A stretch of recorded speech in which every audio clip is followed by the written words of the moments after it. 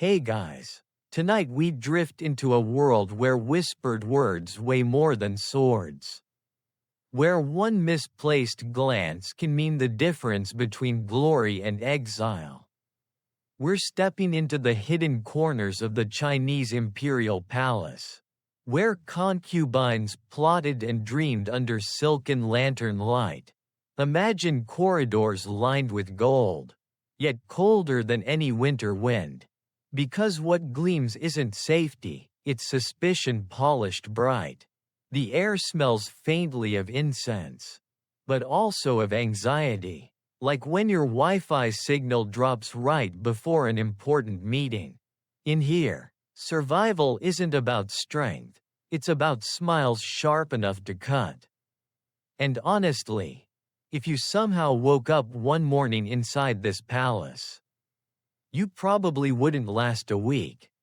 So, before you get comfortable, take a moment to like the video and subscribe, but only if you genuinely enjoy what I do here.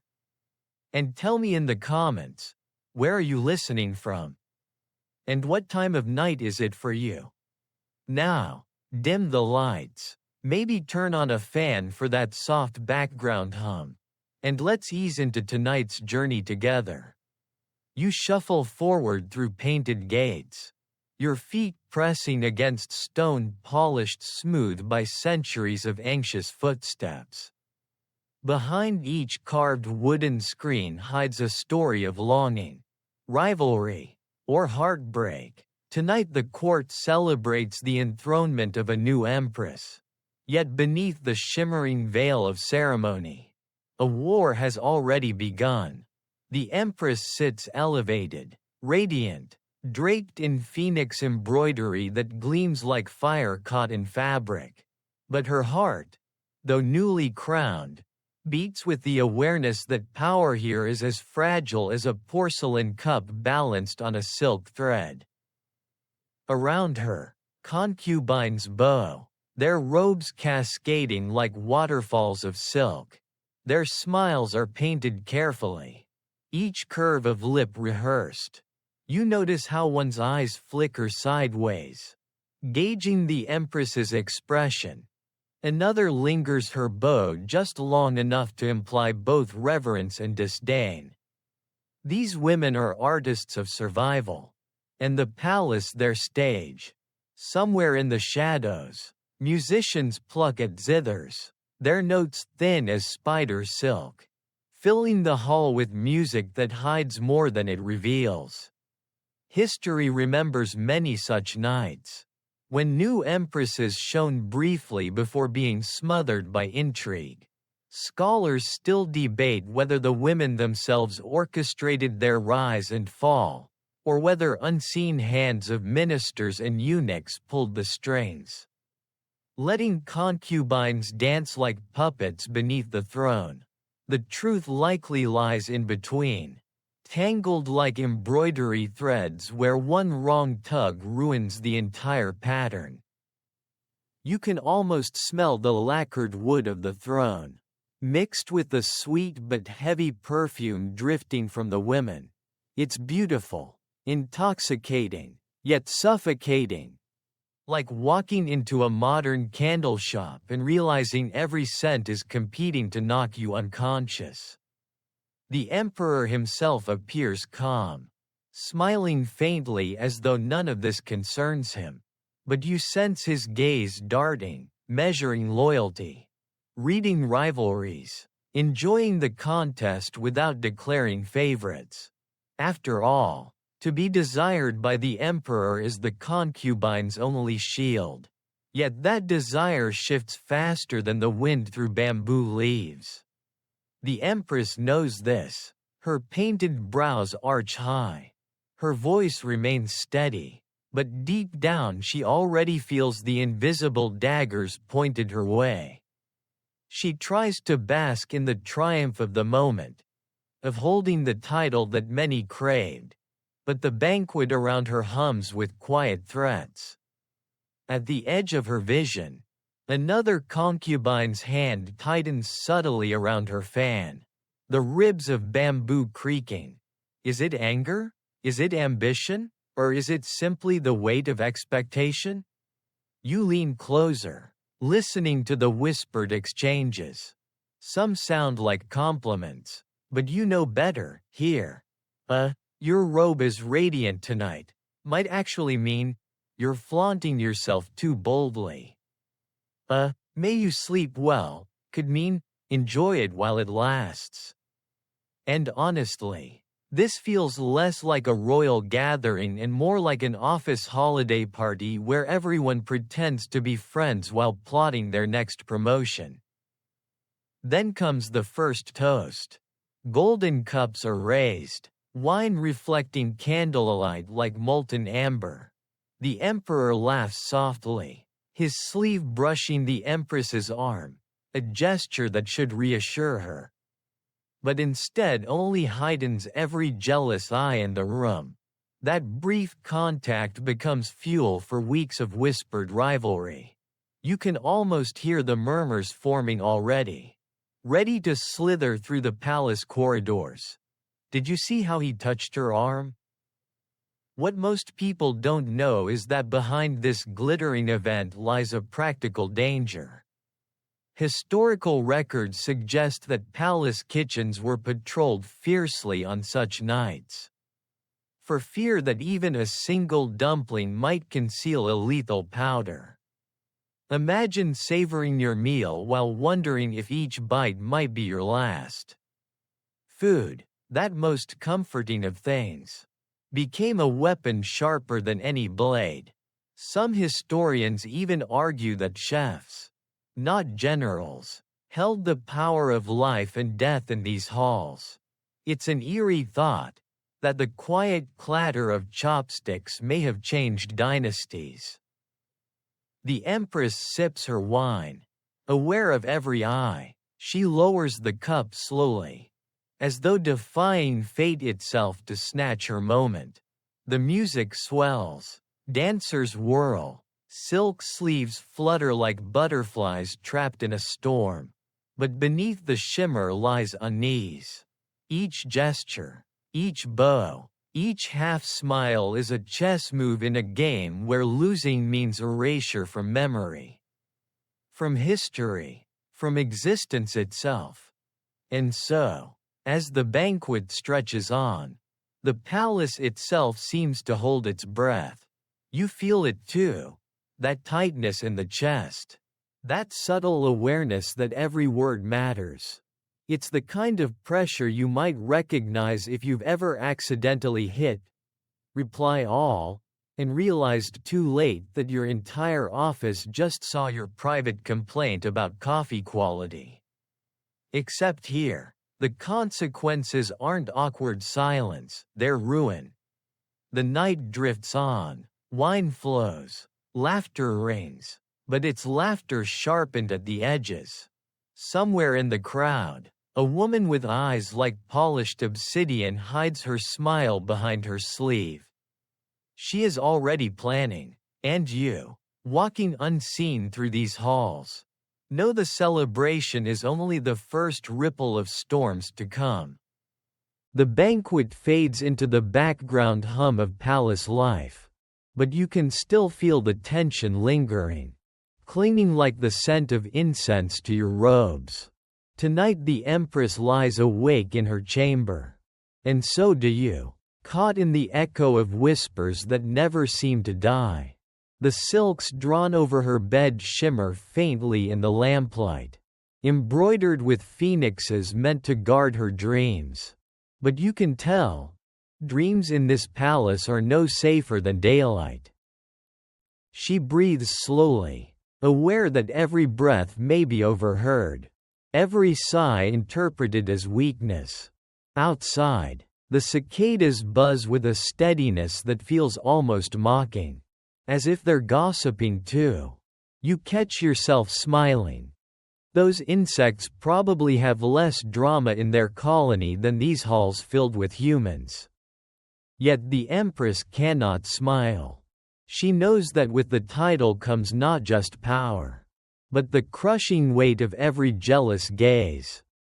Earlier in the day, gifts arrived from concubines, exquisite silk bolts, rare herbs, porcelain cups painted with mountain scenes.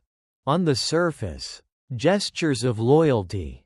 Beneath the surface, messages. That porcelain cup, for instance, delicate, easily shattered. Was it meant as a reminder of how fragile her reign is? A bundle of herbs meant to heal could also be read as a suggestion that she's already ill. Each offering whispers more loudly than the givers themselves dare speak. She lifts a box carved from sandalwood. Curious. Inside, an ivory hairpin gleams softly. Its tip sharp enough to prick a fingertip. She sets it aside quickly. Was this a genuine token of beauty? Or a warning disguised as elegance? You think about how modern gifts can be double-edged too. A coworker gifting you a book titled How to Be More Organized isn't just kindness. It's also a dig. Same here, just with more silk and danger. What few know is that the Empress herself once walked in their shoes. Before her crown, she too had to bow. To flatter. To measure her words like grains of rice. Some historians claim she learned the art of silence so well that she could win arguments without opening her mouth. Just with the precise tilt of her head. Others argue this is myth. The kind of legend palace servants whispered to make sense of her sudden rise. Either way, silence is her armor now. Because in a place where words can kill, quiet can save. Through the thin walls, you hear a soft laugh from another chamber.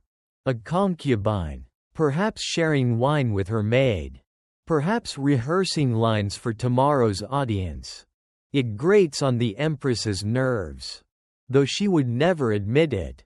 The palace is a cage of echoes. Joy in one wing becomes sorrow in another. The Empress closes her eyes. Yet sleep refuses to come. She remembers the way the Emperor's hand brushed hers earlier. And how 50 pairs of eyes froze on that touch. Comfort? Hardly. It only paints her as a target. Your mind drifts with hers. Back to earlier dynasties. In the Han, in the Tang, in the Ming. This story repeats itself endlessly. New favorites. Old rivals. The cycle of favor and neglect. Even today, scholars argue whether the emperor's heart truly guided these choices. Or if court politics disguised as romance steered him like reins on a horse. The truth, perhaps, is that both were entangled. Inseparable. Love and power never walked separately here. The Empress sits up at last. Unable to bear lying still. She walks barefoot across the cold tiles. Each step echoing in the quiet chamber. The moonlight filters through lattice windows, carving pale patterns on the floor like a secret script. She touches the window frame, breathing in the night. Somewhere, a lantern flickers out. Somewhere else, a guard coughs. Ordinary sounds, yet in this place they feel loaded. As if even the flame and the breath have sides to take. You notice a letter resting on her table. Not official, not sealed with wax, just a folded piece of paper slipped into her possession. She hesitates before opening it, her fingers trembling slightly. The message inside is short. Trust no one who smiles at you longer than the emperor does. She reads it again and again, the words burrowing deeper each time. Who left it? A friend? A foe? Or both? Her pulse quickens. Yours does too. You can almost feel her heartbeat. Rapid against the silk of her robe. And in that silence, you realize this is what the palace truly is, not feasts. Not jewels, but nights like this. The endless waiting, the endless guessing, The endless listening for footsteps in the hall. It's exhausting, even for you, sitting safe and invisible. You think about how stressful it would be if your phone buzzed at 2 a.m. every night with cryptic warnings from an unknown number. Welcome to her life, minus the emojis. At last, she sets the letter down, tucks it beneath a scroll, and forces herself to lie back. The candle burns low, shadows creeping closer across her face. Sleep will come eventually, though uneasy. And tomorrow, the games resume, the gifts, the smiles, the unspoken daggers. The palace sighs with her. And you, too, sink into that heavy, perfumed silence, already bracing for the next move in this endless contest. The next morning arrives with the slow chime of bronze bells, their deep notes rolling through the palace like waves against a cliff. You wake with the Empress, her eyes heavy from little sleep, though she would never show it. Today is the day of gift-giving, when each concubine must present something to delight the emperor. On the surface, it's tradition, a pageant of beauty and generosity. But you can feel it. This is not celebration. It's competition, sharpened to a knife's edge. The Empress prepares her gift with careful hands, a lacquered box lined with silk. Holding a carved jade seal, the stone glows faintly green, smooth to the touch, and etched with characters that speak of loyalty and virtue. It's tasteful, symbolic, refined, everything an empress should be. Yet as you watch her, you sense her unease. She knows refinement might not be enough in a world where louder gestures steal attention. In the main hall, the air hums with anticipation. Concubines line up, each with attendants trailing behind, carrying trays and baskets as if they were soldiers bearing weapons. You notice how their eyes flicker, measuring each other's offerings like merchants sizing up rivals in the marketplace. One woman presents a small exotic bird, its feathers shimmering like spilled jewels. The creature chirps, wings trembling, as though aware it too has been dragged into this deadly theater. Another offers a scroll of poetry supposedly written in her own hand. Though you catch her glancing sideways, perhaps a scholar penned it for her. Then comes a gift wrapped in silk so luminous it nearly blinds you. Inside, a jade hair comb shaped like a phoenix, its wings spread as though ready to soar. The emperor smiles faintly, stroking the comb with a finger. And you feel the air tighten. A smile is dangerous currency here, worth more than gold. The empress sees it too, though her face remains calm, her jade seal untouched in its box. There is one gift that stands out above all. A concubine steps forward, her head bowed, and reveals a dish of candied lotus seeds arranged in the shape of a blooming flower. Harmless? Not at all. You realize lotus seeds are symbols of fertility. A subtle message whispered through sugar, "Choose me, and heirs will follow." It's brilliant and brazen, all in one. The emperor laughs lightly, and the hall ripples with jealous silence. You think about how people today still play these games, though perhaps with birthday gifts instead of imperial offerings. Ever noticed how in an office party, someone gives a mug while another shows up with a smartwatch? The emperor may not rule your workplace, but favoritism still dances in the room. The empress finally presents her jade seal.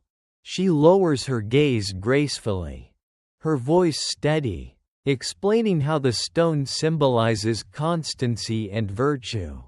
The emperor nods, polite but restrained. It's not indifference exactly, just measured. Cautious. He knows too much favoritism in public can spark storms in private. But even that polite nod feels thin against the laughter he had for the candied lotus. And yet, here lies the strange truth historians debate. Some argue that the Empress's restraint, her refusal to outshine others with flamboyant gifts, was her strength. She projected steadiness, control, a lack of desperation. Others say it doomed her. That in a world where spectacle trumped subtlety, she played the wrong game. Who is right? Scholars still argue, and maybe they always will. After all, the palace wasn't just a home. It was a mirror reflecting human nature. Distorted yet familiar. As the ceremony ends, you notice one concubine lingering in the shadows. Her eyes locked on the Empress with a look colder than jade. She holds no gift now. Only her folded hands. But the intensity of her gaze is gift enough, an omen. Perhaps, of the plots yet to come. The hall empties slowly, silk rustling, whispers curling into corners. You follow the Empress back to her chambers. Her jade seal now heavy in her palms. She sets it down gently. Yet her hands tremble once she's alone. Was her gift seen as strength? Or weakness? She cannot know. And that uncertainty is the most exhausting gift of all. You exhale with her, realizing again that this palace is less about beauty and more about survival. Even the most delicate present can carry the weight of a war. The day drifts onward, and with it the aftertaste of rivalry. The great hall has emptied, but the echoes of silk and laughter still cling to its rafters. You trail the Empress as she walks along the painted corridors, her attendants keeping a measured distance. She holds her fan just below her chin, hiding a mouth that trembles ever so slightly. Outwardly, she is serenity. Inwardly, you can almost hear her thoughts racing like startled horses. She knows what you know, that in the palace, smiles are rarely honest. The courtyards brim with women whose lips curve sweetly while their eyes sharpen like blades.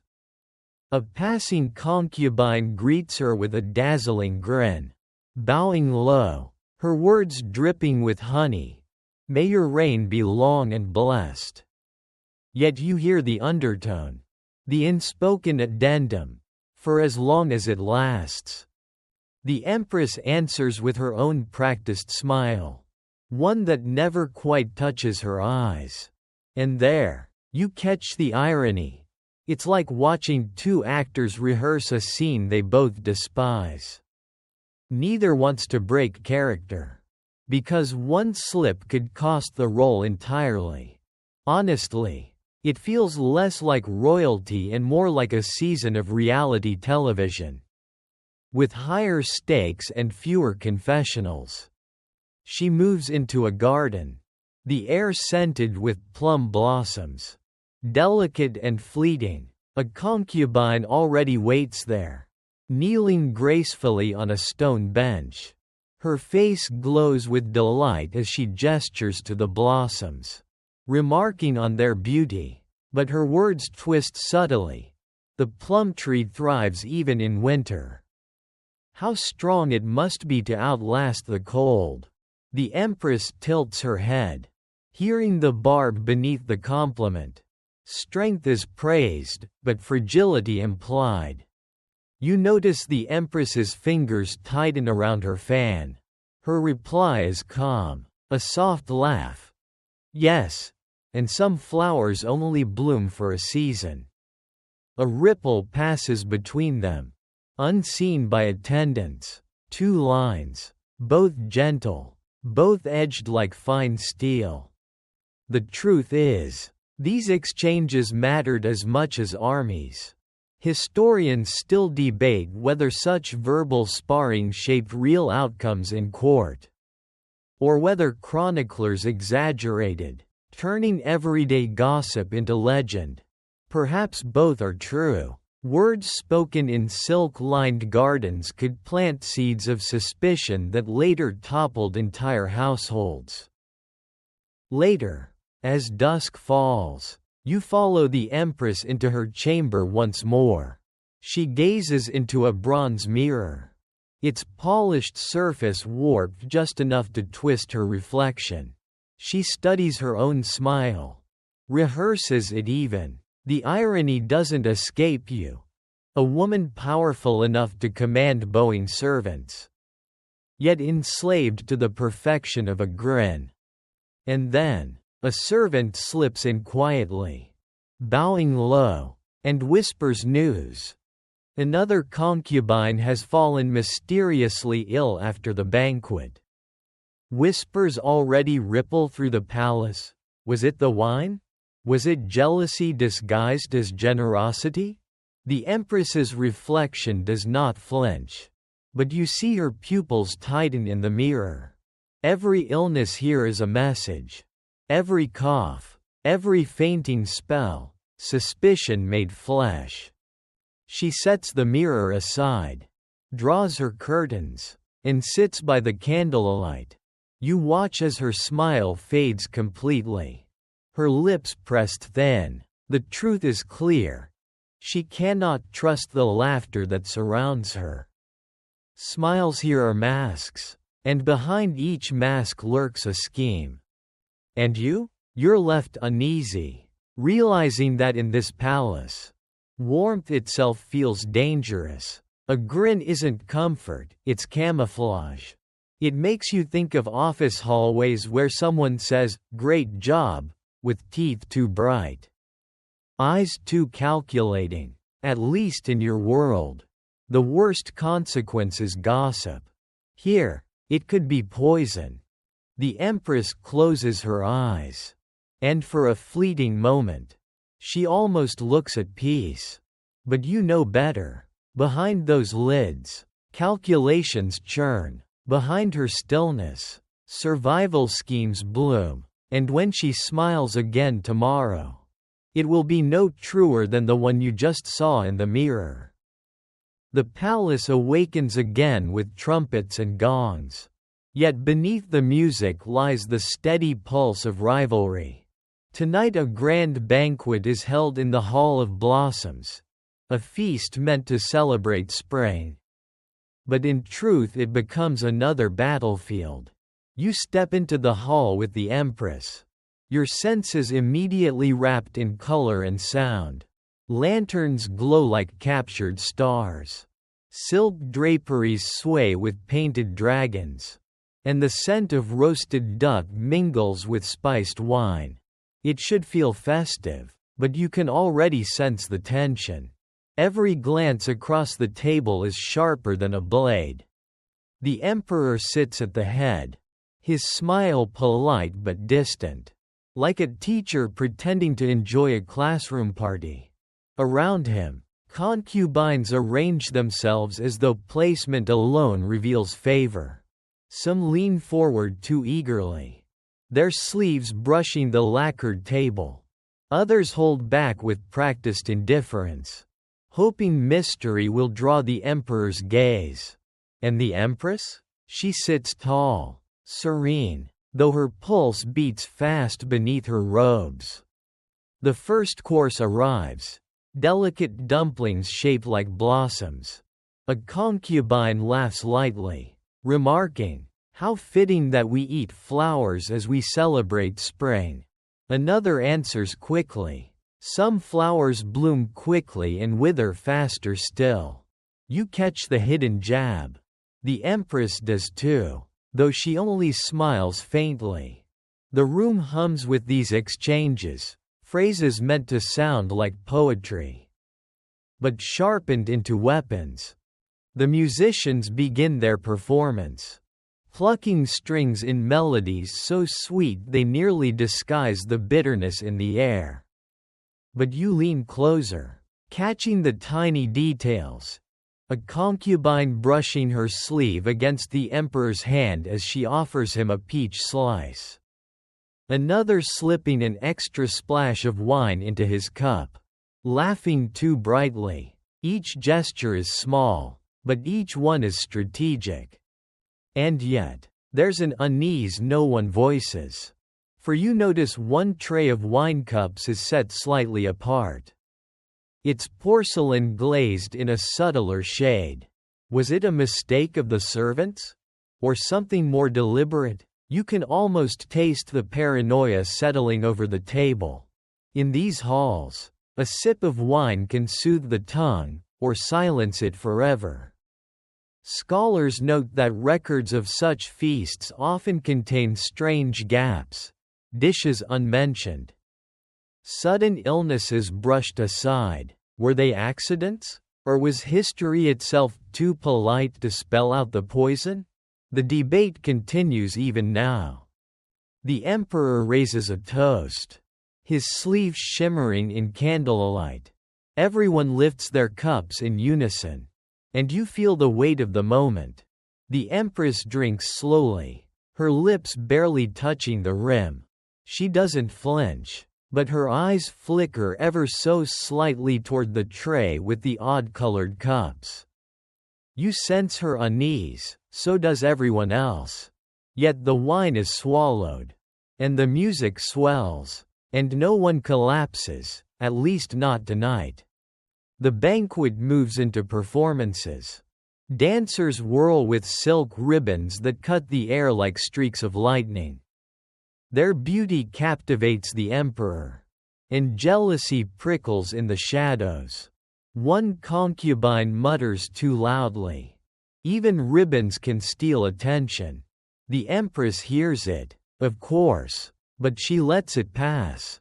Silence can be sharper than rebuke. Laughter rises, but it is laughter with teeth. The empress tastes bitterness in her sweetened wine. Not from poison, but from the knowledge that every word, every gesture tonight will echo for weeks. She smiles at a joke, though her eyes remain fixed on the reflections in the wine cups. As if searching for something hidden. You sit with her in that moment, realizing again how the palace twists simple joys. A banquet should bring warmth, here it brings calculation. A toast should unite, here it divides. It's like going to a family reunion where everyone competes for inheritance, except multiplied by 10. And dressed in brocade. The feast stretches into the night. And as lanterns dim, you feel the hall grow heavier. Like a stage after a play where the actors haven't left character. The emperor rises, dismisses the gathering, and the concubines bow low. The empress lingers a moment longer. Her face calm, her hands steady, but you know the truth, inside. She's already preparing for the whispers that will bloom from this banquet. Sharper than any dagger. The hall empties, leaving behind the faint scent of plum wine and the lingering echo of laughter. And you, following the empress into the shadows, sense the storm that lies beneath the sweetness. The banquet is over, but its aftertaste lingers longer than any wine. You follow the empress back through the winding corridors. The lanterns dim now, the silence stretched thin. Her attendants slip away one by one, leaving her alone in her chamber. She sits before a low table, a steaming cup of tea resting untouched in her hands. The fragrance should soothe her, jasmine, delicate and calming, but instead you sense the weight of suspicion coiling in her chest. Because tea, in this place, is never just tea. She lifts the cup, her fingers steady though her thoughts whirl. To outsiders, the gesture is ordinary. A woman enjoying a quiet drink after a long day. But here, in the shadow of the palace, Even a sip could be the final act of a carefully staged play. The porcelain clinks softly against her lips.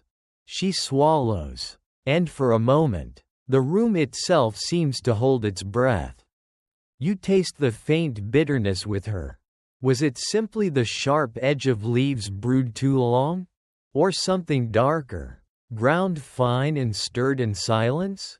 History tells us of countless rumors, concubines who rose with a smile one day, only to collapse pale and gasping the next.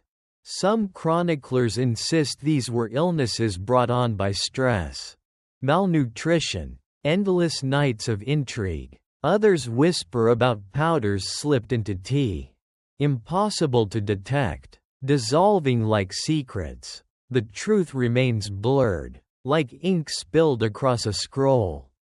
The Empress sets the cup down, calm on the outside, cautious within. She knows the trick of poisons isn't always in killing.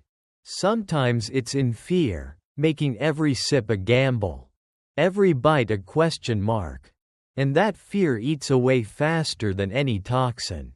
You might laugh, thinking how modern people complain about decaf coffee sneaking into their latte. Here, the stakes are life or death. No refund offered. A servant enters quietly, her eyes lowered, her steps rehearsed. She bows and pours another cup, murmuring, "For your peace, your majesty." The Empress studies the girl's hands, steady as they tilt the teapot. She watches the steam curl like ghosts in the air. Then she smiles faintly, says nothing, and waits until the servant departs. Only then does she lean close to the tea, breathing in deeply, as if scent alone might betray a secret. You lean in with her. Nothing unusual, only the soft floral notes of jasmine. But your imagination runs wild. You picture powders ground in hidden rooms, poisons masked with honey, antidotes tucked inside hairpins. The palace was as much an apothecary as a throne. And then, she drinks again, slowly, willing herself to appear fearless, even if her stomach clenches. That is the art of survival here, not in never fearing, but in never letting fear show. Outside, rain begins to patter softly against the tiles, steady and soothing. Yet inside, the Empress feels no peace. She sets the cup down, her gaze hardening. She knows someone is testing her, probing for weakness. The tea was bitter, yes, but she still breathes, and that very survival will only breed more envy. You realize with her that every night here is a test, every cup a question, every swallow an answer. It is exhausting, this constant balancing act, yet she carries it with the same grace as her phoenix robes, as if wearing fear itself as an accessory. The candle burns low, shadows stretching across the chamber walls. You can almost hear the Empress whisper to herself, though no words escape, reminding her heart to beat steady, her smile to remain calm. Tomorrow she must rise again, flawless, unbroken, untouchable. For tonight, she lies down with the taste of jasmine still on her tongue, uncertain whether it was comfort or challenge. And you, watching from the corner of the room, understand at last, in the palace, even tea has teeth. The night fades, and dawn filters pale through lattice windows, washing the palace in quiet gold. You walk with the Empress through the hushed corridors, her steps deliberate, her face serene. Servants trail behind carrying trays of morning tea, scrolls, and incense. But you know better by now. Behind these simple rituals hide storms waiting to break. This morning, The emperor summons select concubines to join him for breakfast. On the surface, a gentle meal. Beneath it, a stage where favor is measured by every sip, every glance. The empress sits at his side, her phoenix crown gleaming, her expression calm. Yet the women entering bowing low or anything but calm. Their sleeves trail silk, their smiles glimmer like sunlight on ice. The emperor gestures for tea to be served. A young concubine, graceful as a willow, kneels to pour. Her hands are delicate, steady, yet her eyes flicker toward the empress as the steaming cup is placed before the emperor. He sips, nods approvingly, and the girl glows with triumph. For her, that nod is worth more than jewels. Then another approaches, carrying a small porcelain pot of herbal brew. She bows, her voice soft. This remedy, Your Majesty, is known to strengthen the heart. You feel the tension spike. Because in a palace like this, an offer to strengthen can also imply weakness. The emperor chuckles, sipping lightly, but the empress notices the flash of ambition hidden in those words. And then it happens, the emperor coughs. Just once, but loud enough that every pair of eyes freezes. A servant rushes forward, but he waves it off. Laughing, too hot, he says. Relief ripples through the hall like a sigh. But you notice something others might miss. One concubine hides her smirk behind a sleeve. Another presses her lips thin. Disappointment etched in her eyes. Was the cough truly from heat, or was something meant to be more permanent? The empress does not move. She sits still as stone, her face unreadable, but inside her thoughts whirl. She remembers last night's bitter tea.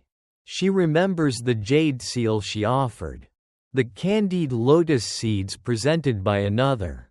And now this. The game tightens with every passing day. Historians still debate these moments. Was poison truly so common? Or did fear itself create the illusion of danger? Some chronicles mention sudden deaths and mysterious illnesses. Others omit them entirely, perhaps silenced by careful hands. What is certain is that paranoia ruled as fiercely as any emperor. Fear, after all, requires no evidence to destroy peace. Breakfast ends, but not the tension. The emperor rises, dismissing the women with a wave. Some leave smiling, others leave pale. One lingers a moment too long, her gaze brushing against the empress's like the scrape of a blade. No words pass, yet everything is said. You walk back with the empress, her attendants fluttering nervously around her. She ignores them, her mind already turning over the smallest details. The cough, the tea, the smirk, each clue is a thread. And she knows that in this palace, tugging the wrong one could unravel everything. Back in her chamber, she finally exhales, long and slow. Her hand hovers above the tea set. But she does not drink. Instead, she lets the steam curl upward, dissolving into the morning light. It smells sweet, almost harmless, almost. You feel her exhaustion seep into your bones. Even here, in supposed safety, suspicion lingers. It's like living with smoke alarms that beep at random. You never know if it's fire or just bad batteries. Except here, the cost of guessing wrong is fatal. The empress closes her eyes for a moment, as though gathering strength. Tomorrow will bring another game. But for now, she sits in the silence, her tea cooling slowly at her side, untouched. And you? You realize again that in this palace, Even the warmth of morning carries a chill. By evening, the palace is restless again. Rumors scuttle faster than mice along the carved beams. And tonight, the whispers take shape in the form of a letter. You follow the Empress as a maid slips quietly into her chamber, bows low, and places a folded piece of silk paper on the table. No seal, no signature, just the faint scent of ink. The Empress dismisses the maid and unfolds it slowly. The characters are sharp, deliberate. There are eyes everywhere. Trust no gift, trust no smile. She reads it twice, her fingers tightening on the paper. Then she burns it in the candle flame, watching the ashes curl, but you can see the weight settle on her shoulders. The message doesn't vanish with the smoke. Later, she walks the corridor lined with lanterns. Pretending calm, concubines pass her, dipping into elegant bows. Their robes shimmer in the firelight, their laughter soft as silk tearing. One woman brushes close, murmuring, "May your night be peaceful." The words linger in the air like perfume, but the Empress hears the hiss beneath them. Peaceful nights are rare, promises of them even rarer. She enters a small pavilion at the edge of the garden, drawn by the sound of water trickling over carved stones. Here, two concubines whisper together, heads bent over a piece of parchment. When they notice her, they rise quickly, hiding the paper in their sleeves. Smiles bloom on their faces. "Quick, too sweet. We were composing a poem," one explains. The Empress nods, pretending not to notice, yet you feel her gaze burn through their silken armor. Back in her chamber, she recalls the letter. Who sent it? An ally warning her? Or an enemy testing whether she will panic? In this palace, even kindness can be a trap. Historians argue endlessly about these scraps of evidence. Were secret letters a real weapon of the court? Or just dramatic flourishes added by chroniclers? The debate is unresolved, but as you watch the Empress tuck a fresh sheet of paper beneath her pillow, you know the fear was real enough. She lies down, but sleep eludes her. The shadows on the curtains twist into figures, concubines leaning, servants spying, words written in invisible ink. She thinks of the Emperor, wondering whether he knows, whether he cares, or whether he delights in this endless contest. Some scholars suggest emperors sometimes encouraged rivalry, believing jealousy kept the women too busy to meddle in politics. Others insist this chaos weakened dynasties from within, consuming energy better spent on governance. Perhaps both are true. The candle sputters. She watches the flame gutter low, as though the letter's warning still hisses in her ears. She thinks of the gifts.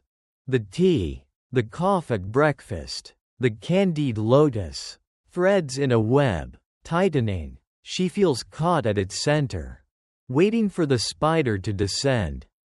You sit with her in the silence, realizing how heavy loneliness is here, even surrounded by attendants, by beauty, by gold. She cannot trust a soul.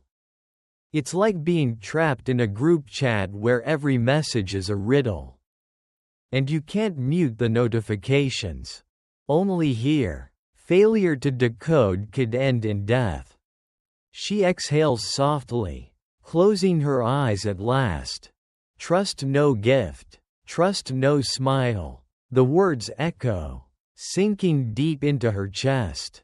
Tomorrow she must rise again. Play her part, wear her mask. But tonight, the silence is her only companion. And you, drifting with her into uneasy rest. Understand, in the palace, Even letters burn hotter than fire. The next morning breaks with a thin, gray light. You hear it before you see it. The buzz of whispers darting down the corridors like startled birds. A rumor has hatched, spreading faster than any fire. You follow the Empress as she steps out, her face serene, though she already knows the palace is alive with talk. They say the Emperor favored her with a smile. One maid whispers to another. No, it was more than that, comes the reply. He lingered, he touched her sleeve, and just like that, a gesture as small as the brush of fabric has been inflated into proof of rising fortune.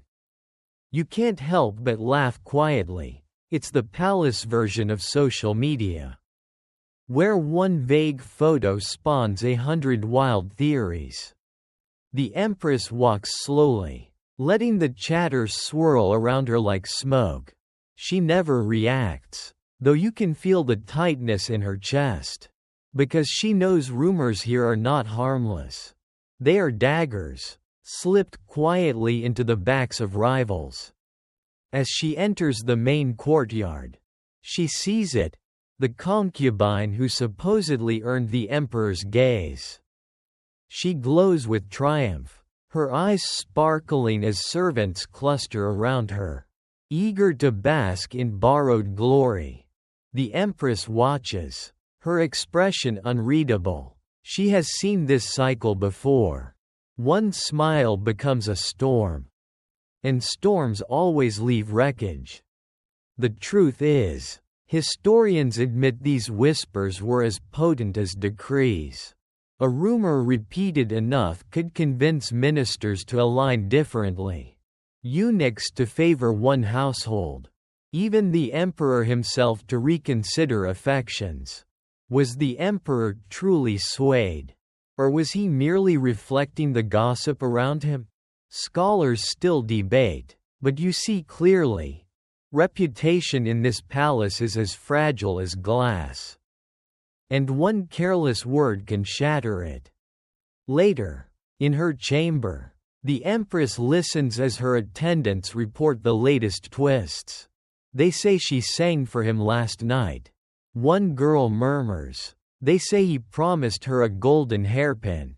The Empress smiles faintly, though you notice her hand tighten around her fan. She knows how quickly such stories spiral.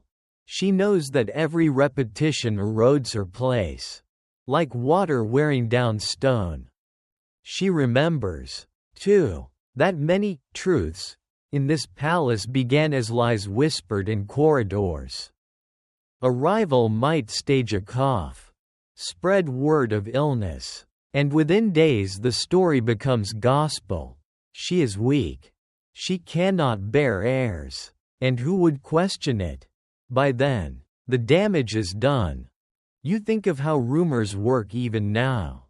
Someone posts a half-heard phrase online, and suddenly it's news. Here, the stakes are higher, but the mechanism the same. People love stories, especially when sharpened with envy.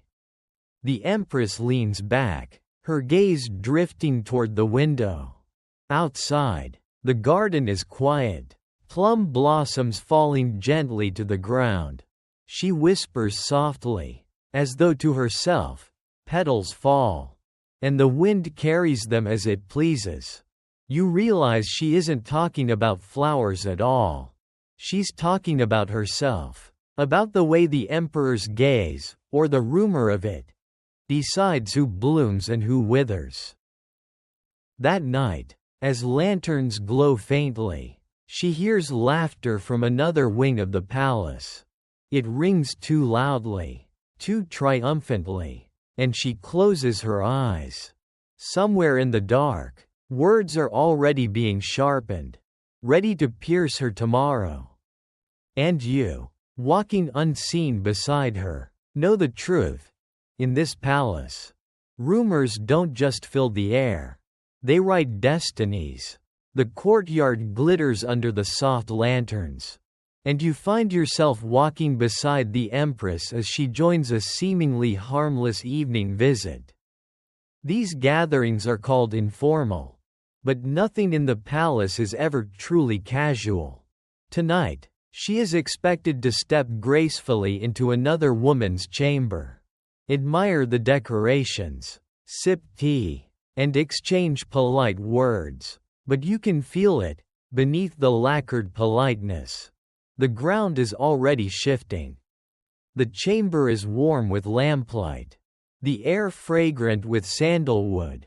A concubine greets her with open arms. Smiling so brightly you'd think she had no enemies in the world. Yet her eyes flick quickly over the Empress, lingering too long on the phoenix-embroidered hem of her robe. Compliment or challenge? Both, perhaps. She gestures to a tray of sugared plums, insisting the Empress try one. The Empress smiles back, lifting a plum with careful fingers.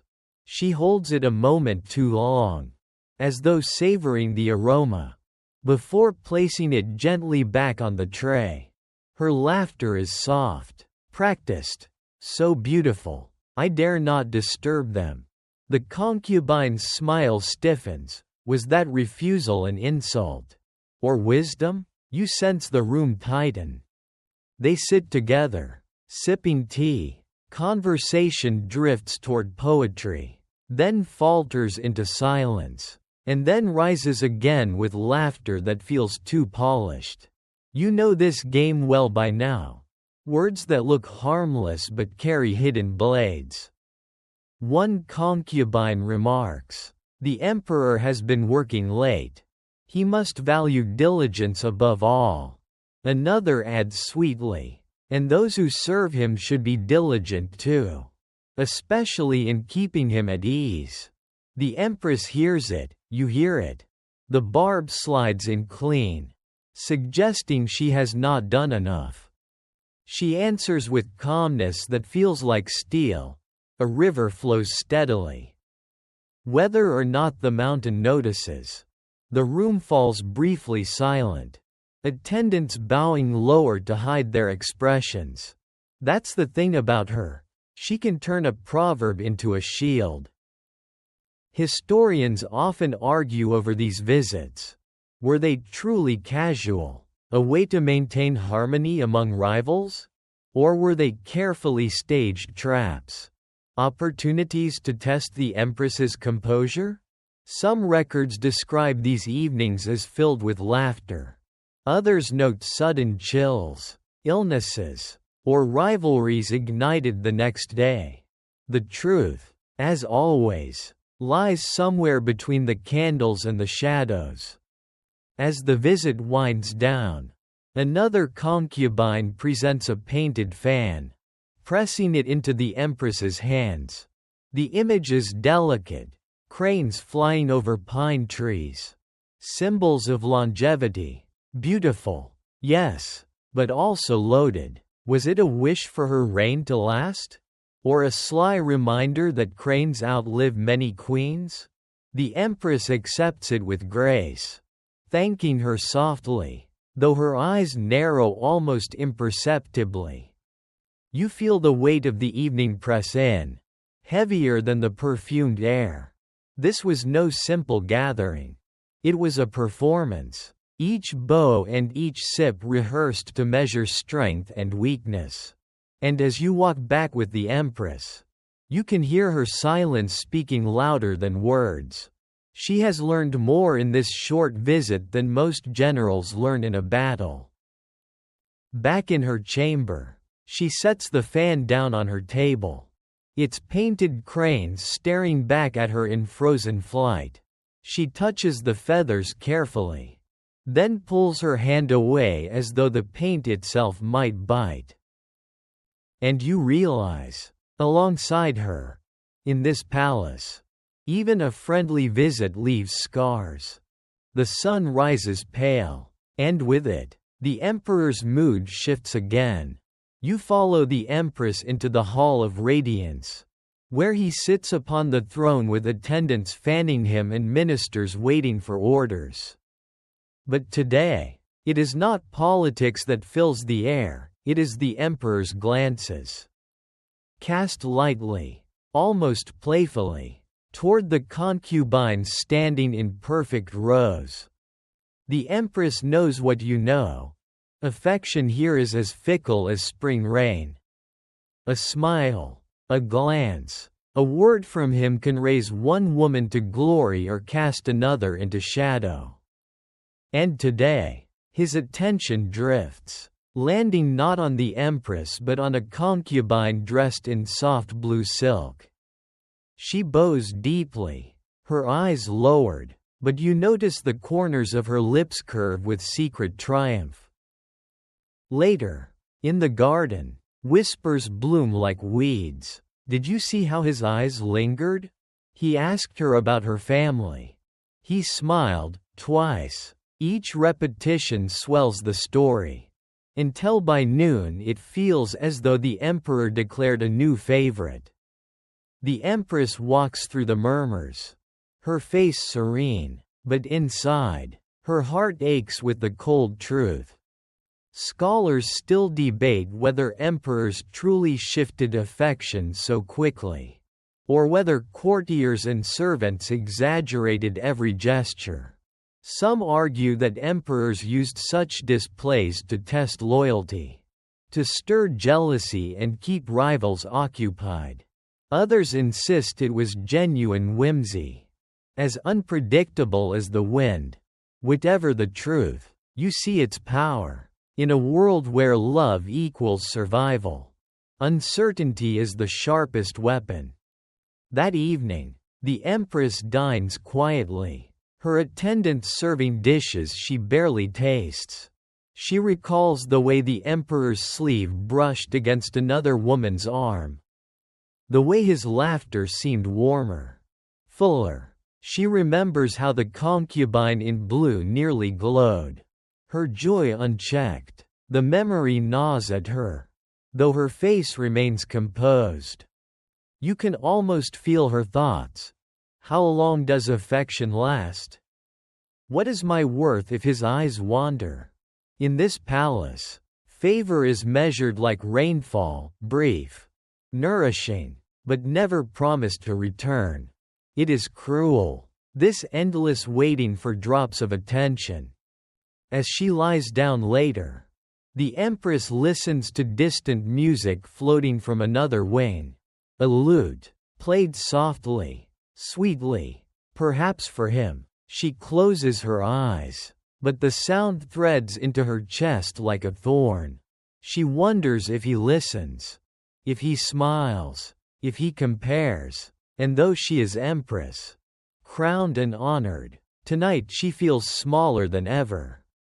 You realize with her that the cruelest part of this palace is not poison in tea, nor whispers in corridors. It is the fragility of love itself. To be adored one moment and ignored the next is a wound deeper than any blade. She whispers to herself, so soft you barely hear it. The phoenix cannot fly if the wind turns away. And in that single line, you feel the weight of her sorrow. The lantern beside her bed flickers low, shadows dancing across her pale face. Tomorrow may bring a new smile, or none at all, and you, drifting in that silence, understand. In this palace, affection is a storm, and no roof can keep you dry forever. The palace wakes to music, but not the kind meant to soothe. From across the courtyard, you hear the faint notes of a pipa, plucked with delicate precision. The sound drifts like perfume, light and sweet, but there is sorrow woven into it too, like silk embroidered with hidden knots. You follow the empress as she pauses at her window, listening, her lips press thin. She knows this melody is no accident. One of the emperor's favored concubines has chosen this morning to perform. Her fingers dance across the strings, each note rising into the air like a prayer or a weapon. And the emperor, strolling nearby, pauses to listen, his face alight with pleasure. He nods gently, the kind of gesture that will ripple through the palace all day. The empress turns away from the window, her robes whispering against the floor. She will not watch, but you can feel her thoughts. Music, in this place, is never only music. It is performance, persuasion, plea, to sing, to play, to dance. These are acts of survival as much as art. At court later, the emperor mentions the song. His words are light, but the hall shifts as though an earthquake trembled beneath its stones. Servants exchange glances, concubines lower their eyes, and the woman who played smiles just faintly, like a victor hiding triumph. The empress remains motionless beside him, her face carved from calm. Scholars still puzzle over these moments. Was the emperor genuinely moved by music? Or did he enjoy watching his court twist in response to his smallest approval? Some argue he used art as a veil, hiding politics beneath melodies. Others believe the women themselves wielded music as carefully as generals wielded swords. The debate continues, like an unfinished song. That evening, the empress gathers her attendants. A young maid suggests she too might play, to remind the emperor of her grace. The empress shakes her head. To imitate is to lose. She murmurs, "A shadow cannot outshine the flame." She chooses silence instead, though you sense her unease. To remain still when others move is as dangerous as stepping into the dance. You sit with her as night deepens. Outside, the same melody drifts again. Soft, haunting, it reaches through the window lattice, settling over her chamber like mist. She closes her eyes, breathing slowly, but the notes cling, winding into her chest. She remembers her own lessons in youth, how music was meant to calm the spirit. Now it only unsettles. And then you catch it, within the melody. A shift, a single dissonant note, subtle, almost hidden. Was it mistake or message? The empress opens her eyes sharply, as if she heard it too. Perhaps it was intentional, a signal to the emperor alone, a confession strung into sound. Or perhaps it was nothing but human error. The uncertainty gnaws deeper than certainty ever could. You realize something vital here, in the palace. Art itself becomes a battlefield. A song can be as sharp as poison, a verse as dangerous as a blade. And while the emperor may smile, savoring the beauty, the women around him hear only the echoes of rivalry. The empress lies awake long after the music fades. The silence feels heavier now. Pressing against the walls, she whispers to herself, "Even the strings are snares." And you, drifting in the darkness with her, feel the truth of it. In this palace, music never lulls, it provokes. The morning air carries the scent of ink and silk. A stillness broken only by the soft clatter of embroidery frames. You follow the empress into a quiet chamber where concubines sit together, their fingers dancing with needles over stretched fabric. From a distance, it looks serene, women weaving blossoms and birds into silk. But you already know better. Even here, beauty can conceal intrigue. One concubine holds up her work proudly, a peony in full bloom, stitched with gold thread that glitters under lamplight. Another smiles faintly, lowering her own embroidery of bamboo swaying in the wind. Compliments are exchanged, polite, sweet as honey, but every word drips with undertones. Your flower is large, but perhaps too gaudy. Your bamboo is elegant, but maybe too plain. The air feels thick, each stitch a contest in disguise. The Empress accepts a frame handed to her by an attendant. On it, a half-finished phoenix spreads its wings across crimson silk. She threads her needle with calm precision. But her eyes linger on a neighboring piece, a mandarin duck. Symbol of marital harmony. It was no coincidence that this bird appeared today. She knows it's meant as a quiet jab. A reminder that harmony can shift if the emperor chooses another. And then, as she works, she notices something stranger. In one piece, hidden beneath lotus petals, faint characters are stitched in darker silk, small, careful, easy to miss. She leans closer. It is not decoration at all but words, veiled in thread.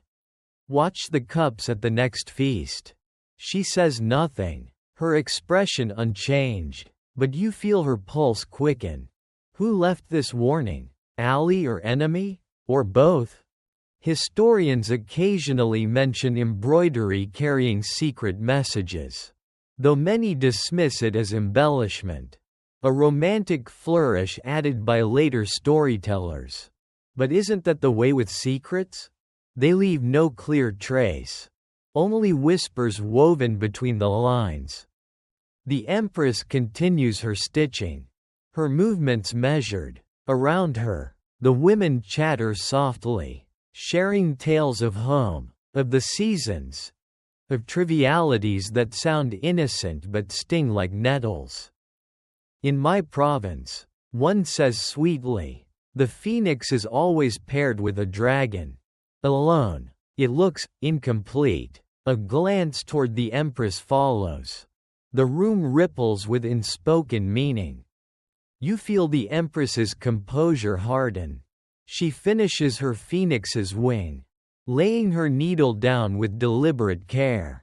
Even alone, she says quietly, the phoenix flies higher than all birds. Silence falls for a heartbeat, heavy, before nervous laughter breaks it apart. Later, she walks back to her chamber with the embroidery tucked carefully in her sleeve. The hidden message weighing more than the silk itself. She doesn't show it to her attendants. She doesn't speak of it at all. She only sits in her chamber, staring at the stitched warning as the candle burns low. You sit with her, realizing once again how every craft, every pastime, every gesture here is charged with meaning. Even something as gentle as embroidery can cut like a blade. She whispers finally, almost to herself. Threads bind, or they strangle. And in that quiet, you understand, beauty in the palace is never innocent. It is a language of secrets, spoken one stitch at a time. The night drapes itself softly over the palace. But the stillness is an illusion. You walk with the Empress into the great hall, where the Emperor reclines in gilded ease, entertained by the women who surround him. Tonight, the contest is not in gifts or embroidery, it is in tears. A concubine kneels suddenly, her jeweled hairpins trembling as she bows low, her sobs piercing the air. Her voice cracks as she pleads, "Your Majesty, I am loyal beyond words. Yet others slander me, they whisper poison in your ear. I cannot endure this cruelty." Her tears spill, shining in the lamplight, falling onto her silk sleeve like pearls scattered on velvet.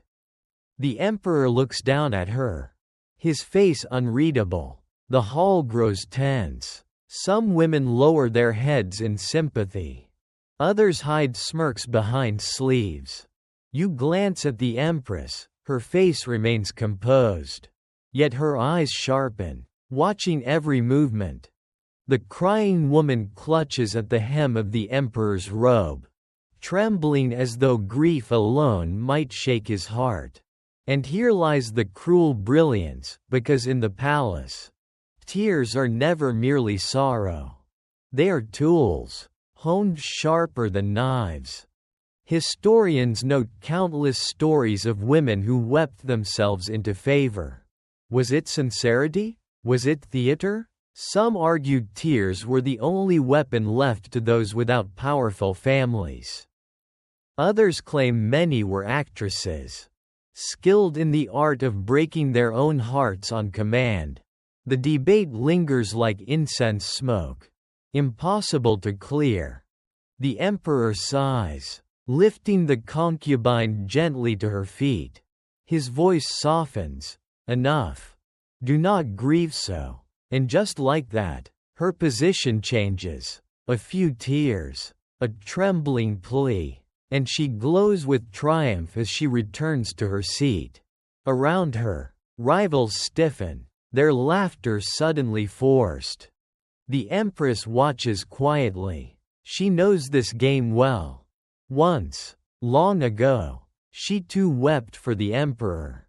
Her tears genuine, her grief unfeigned. But now, she cannot. To cry would be to admit weakness. So she smiles faintly, her silence as polished as jade. You lean closer, sensing her thoughts. Tears may win moments, but they also mark their wielder as fragile. Too much weeping, and sympathy curdles into annoyance. Too little, and one seems cold. It is a balance as delicate as silk in the rain. Later, in her private chamber, the empress sits by the candlelight. Recalling the scene, she dips her brush into ink, writing a single character on paper, tears. Then she burns it, watching the smoke curl upward like the sobs of the concubine earlier. And she whispers softly, almost bitterly, "Pearls on silk, pretty. But easy to fake." You understand her perfectly. In the palace, even sorrow is staged, and grief is another mask to be worn or discarded. The palace smells different tonight. Not incense, not food, something subtler. You catch it as you follow the empress through the winding halls. Perfume. Heavy and sweet, clinging to the air like invisible hands. She notices it too. Her nose wrinkles almost imperceptibly, though her expression never shifts. In this place, even a fragrance can be a trap. When she enters the hall, the source reveals itself. A concubine draped in pale lavender silk sits close to the emperor. A faint smile on her lips. The air around her glows with the scent of musk blended with jasmine. The emperor breathes deeply, his expression softening, and the empress knows, this is no ordinary perfume. It is strategy distilled into liquid. The concubine leans closer, whispering something that makes him chuckle. Every movement she makes seems accompanied by a waft of that scent. Curling into the emperor's senses, you watch his shoulders ease, his face brighten, and you realize what the empress already knows. In a world of daggers and rumors, sometimes the most dangerous weapon is invisible. Historians have debated for centuries whether concubines truly used perfumed oils infused with subtle stimulants, or whether this is merely legend embroidered by later writers. Some records describe mixtures of rare flowers and animal musk. Others speak of recipes said to inflame passion or cloud judgment. Were they real, or merely superstition? The debate continues, like the lingering trace of perfume in a room long after its wearer has gone. The empress sits silently, her smile calm, though her chest feels tight. She remembers her own youthful days, when she too relied on fragrant oils. But now, as empress, she cannot compete in such a way. To descend into the contest of perfumes would be to admit insecurity. Instead, she chooses dignity, though it tastes bitter, like medicine swallowed reluctantly. And yet, even her silence speaks. The emperor glances her way, curious, perhaps wondering why she does not react. That, too, is a kind of strategy. The empress knows the emperor tires quickly of those who clamor too loudly. Restraint is her perfume, subtle, invisible, but lasting. Later, as the evening ends, the empress walks back to her chamber, the cloying scent still clinging to her sleeves. She orders her maids to light fresh incense, sharp and clean, to cut through the lingering musk.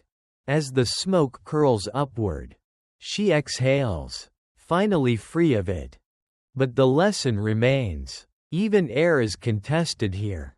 Even a breath can be turned into a battlefield. She whispers, almost to herself. Scents fade, but envy lingers longer. And you, drifting beside her, realize with a shiver that in this palace, even perfume can poison. The palace gardens glow softly under lantern light, the hush of night broken only by the rustle of silk slippers on stone paths. Tonight, the emperor strolls among the blossoms, and with him come the concubines, each eager to catch his eye. You trail beside the empress as she follows, her steps measured, her fan half raised, her face a mask of serenity. The emperor pauses before a stone table where a game of wakey, the ancient board game of black and white stones, has been prepared. He gestures idly, inviting one of the women to play, a concubine in pale green bows, and takes her place, her sleeve brushing the board as she sets the first stone. Her movements are delicate, graceful, as though every placement carries hidden meaning. The emperor smiles faintly, amused. The others lean in, their eyes sharp, not on the board itself but on the unspoken dance of favor. Each move is more than strategy, it is performance. Place a stone too boldly, and it might seem disrespectful.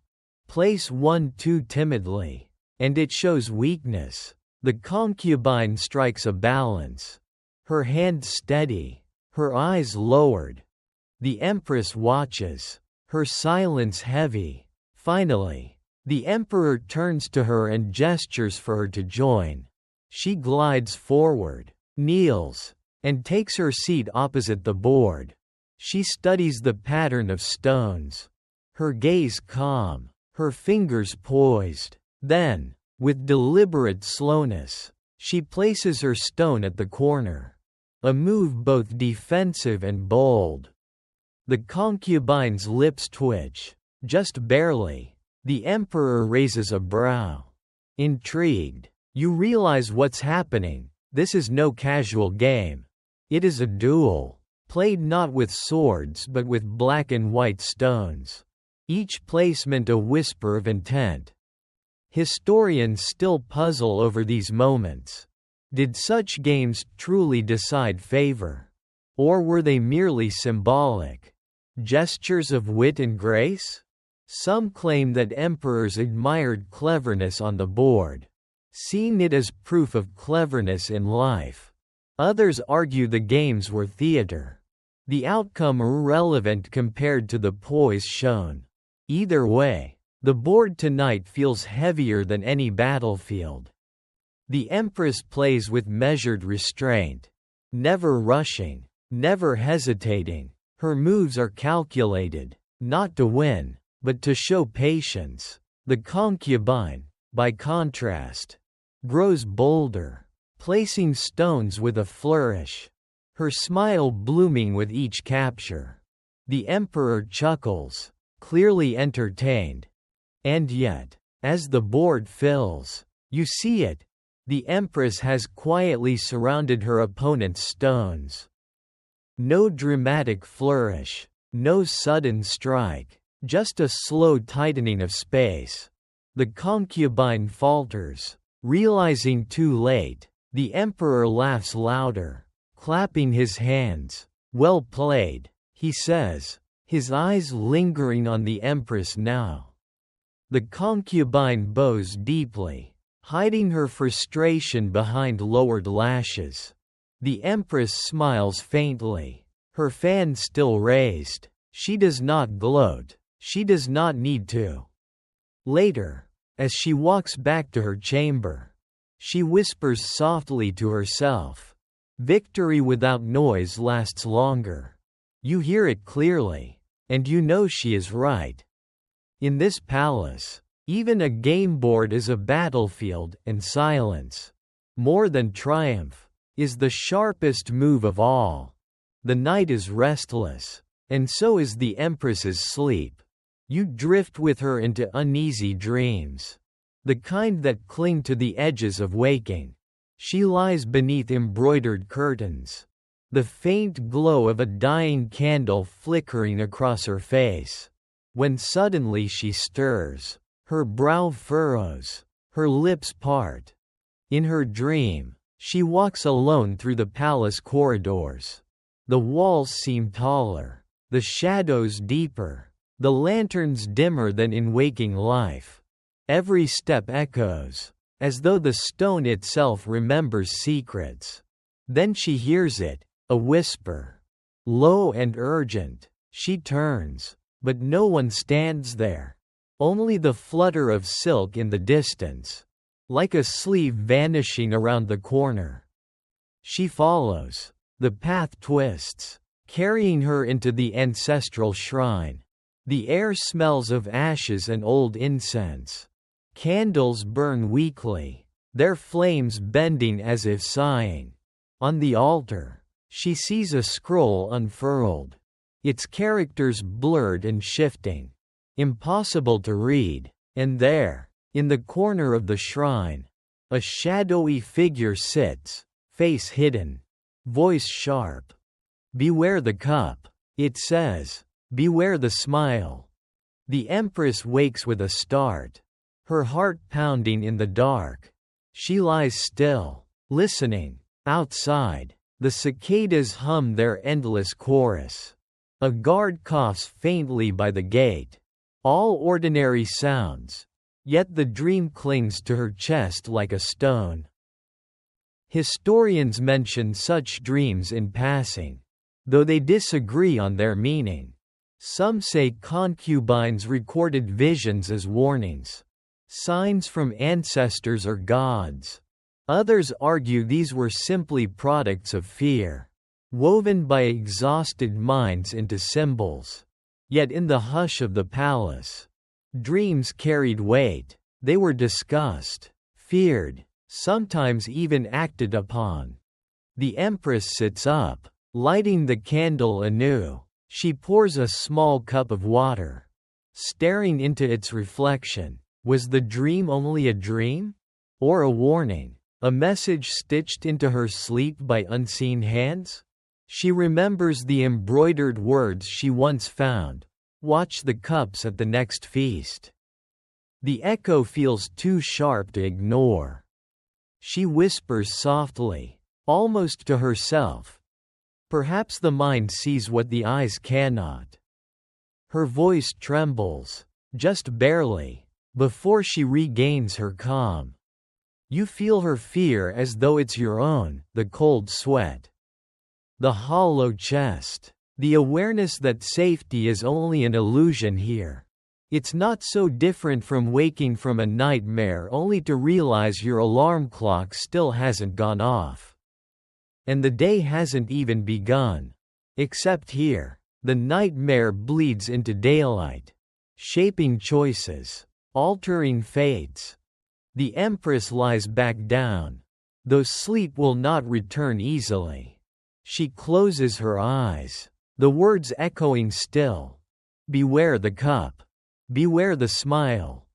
And you, sinking into the quiet with her. Understand. In this palace, even dreams can conspire. Lanterns bloom across the palace like stars pulled down to earth, their golden light swaying gently in the night air. It is the festival of lanterns, a night when the emperor and his court step into the gardens to admire glowing lights and drifting music. You follow the empress as she walks slowly among the crowd, her attendants carrying silk lanterns painted with cranes and clouds.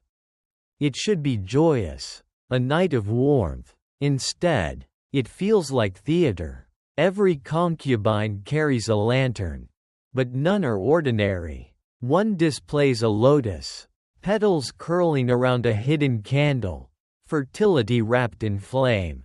Another bears a dragon, bold and fierce, a whisper of ambition too daring for polite words. The empress holds her own lantern, a simple phoenix rising into the sky. But even simplicity here is heavy with meaning. The emperor strolls through the garden, laughing softly, pausing to admire designs. When he lingers by the lotus lantern, you notice the woman holding it nearly trembles with delight. The empress's hand tightens around her phoenix, though her face remains calm. Lanterns glow, but jealousy glows brighter. Then comes the release. Concubines step forward, lighting sky lanterns and sending them upward. They float into the night, red and gold drifting like spirits across the stars. One lantern falters, its flame sputtering, before it tumbles into the pond with a hiss. Gasps ripple. The woman who released it turns pale. A bad omen, the whispers say. You feel the words ripple outward like waves. The empress releases her phoenix lantern. It rises smoothly, carried by the night wind, glowing steady as it drifts higher than the rest.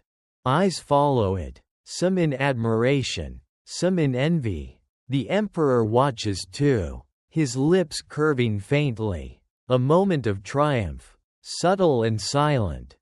Historians note that festivals like these were often stages for quiet rivalry. The lanterns themselves carried messages, their designs chosen carefully to hint at ambition or loyalty. Some argue omens were exaggerated after the fact, scribes embellishing the fall of a lantern into a tale of downfall. Others believe the court truly trembled at such signs, reading fate into fire. The music swells, zithers and flutes weaving together like threads of silk. Concubines dance lightly, their lanterns bobbing as they move, their sleeves flowing like waves of light. The emperor claps softly, his eyes shining, and yet, beneath the beauty, you can feel it, the constant undercurrent of calculation. Later, when the garden grows quieter, the empress stands at the edge of the pond, watching the reflection of drifting lights. The water ripples, swallowing colors into shadow. She whispers to herself, "Lanterns rise." But they burn out all the same. Her attendants bow their heads, saying nothing. You remain beside her, the music fading into the distance, the scent of smoke lingering on the breeze. And you understand, as she does, that tonight's beauty is tomorrow's rumor. Even lanterns, fragile and bright, become weapons in the palace game. The palace is hushed beneath a pale moon, its shadows long and uncertain. You walk with the empress to a secluded courtyard, where lanterns burn low and attendants stand at a distance. Tonight, words will be spoken not for all to hear, but in whispers. A concubine approaches her, bowing deeply, her eyes lowered, She waits until no servants are near before lifting her gaze. We both know the palace is cruel. She murmurs. No one stands alone here. Perhaps we could protect each other. The Empress studies her. Unreadable. A midnight alliance, tempting. Yet dangerous. For in this place, even promises are barbed. She wonders if the concubine speaks truth, or if her words are bait laid by another hand. The concubine presses on, her voice barely above the chirp of crickets. I swear it under the moon. If you guard me, I will guard you. Her hands tremble slightly, but her eyes gleam with desperation. The Empress finally replies, her voice calm as still water. The moon hears many vows, but it keeps none. A subtle warning, gentle yet firm. She knows too well how easily alliances crack. Historians write of such midnight promises. Though they rarely lasted, some alliances brought temporary safety. Others ended in betrayal that shattered households. Did women truly believe in their pacts? Or were they simply grasping at straws in a storm? The records argue endlessly, like the vows themselves, fragile, fleeting. The concubine bows again, retreating with disappointment hidden behind her graceful smile. The Empress remains in the courtyard a moment longer, her eyes fixed on the moon above. She whispers, so faintly the night nearly swallows it. Oaths are shadows. They vanish with the sun. You stand beside her, the lantern smoke curling into the sky, and you feel the weight of her solitude. In this palace, even promises meant for comfort become snares. Morning sun pours gently through the lattice windows, painting golden stripes across the Empress's chamber.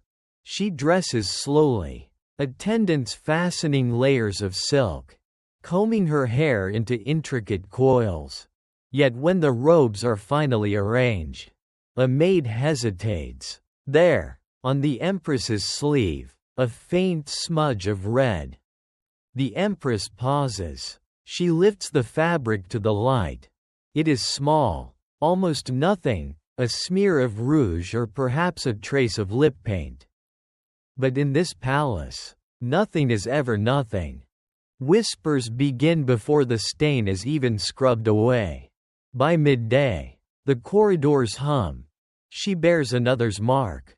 The Emperor will ask, what if it is proof of betrayal? The Empress listens, outwardly calm, though her heart beats faster. One careless detail has turned into an avalanche of rumor. At court, the Emperor notices. His gaze lingers on her sleeve, his brow faintly furrowed. He says nothing, but silence is worse than rebuke. Around the hall, concubines lower their eyes, hiding smiles. The Empress straightens her back, serene, refusing to let fear seep through. Historians remain divided on moments like these. Was the red mark planted deliberately by rivals, slipped onto silk by an attendant's hand? Or was it accident, a smear of cosmetics mistaken for scandal? The truth is lost, but the suspicion it caused was real enough. In the palace, evidence mattered less than the story told about it. That evening, alone, she orders the robe burned. She sits in silence, staring at the rising smoke curling into the night. A drop of color, she whispers, can paint 1,000 lies. You feel her exhaustion sink into your bones. To live in a world where even a stain, even a trace of rouge, can endanger one's place, it is suffocating.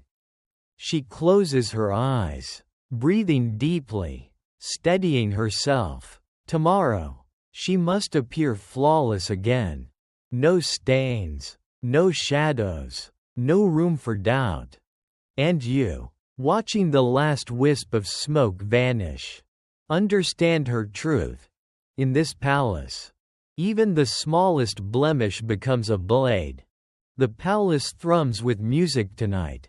Drums rolling like distant thunder and flutes winding soft as river mist. You walk with the Empress into the grand hall, where dancers whirl in circles of silk, their sleeves flowing like waves of light. The Emperor reclines at the head, amused, while concubines take turns performing. This is no celebration. It is a contest disguised as art. One woman rises, her robe of crimson embroidered with golden birds.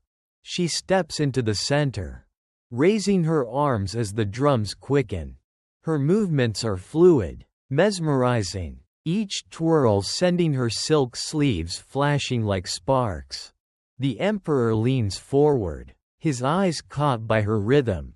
Around you, whispers ripple. The Empress watches calmly, though you sense the chill in her chest. She knows every gesture is a bid for favor, every step meant to claim attention. And this dance, it is not just beauty.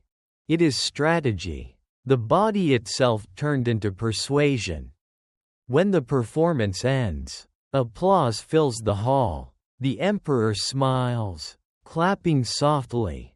The dancer bows low, her cheeks flushed, triumphant. Others glance sideways, envy hidden behind painted smiles. The Empress is urged to perform as well. She declines with a graceful bow, murmuring, "A phoenix does not need to dance for its wings to be seen." Her words float through the hall, half compliment, half challenge. The Emperor chuckles, intrigued, while rivals grit their teeth. Historians disagree about the power of these performances. Some claim emperors were easily swayed by grace and beauty, their affections shifting with each dance. Others argue the shows were mere ceremony, that politics behind the scenes mattered more. But here, watching the Emperor's smile linger, you know the truth lies in both. Art and ambition entwined, inseparable. Later, in her chamber, the Empress stands before her bronze mirror.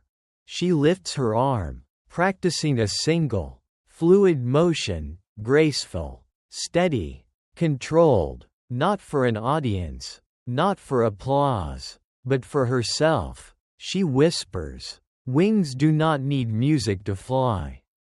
And you, listening in the stillness, understand once again, in this palace, even beauty becomes a blade, and every dance is a duel.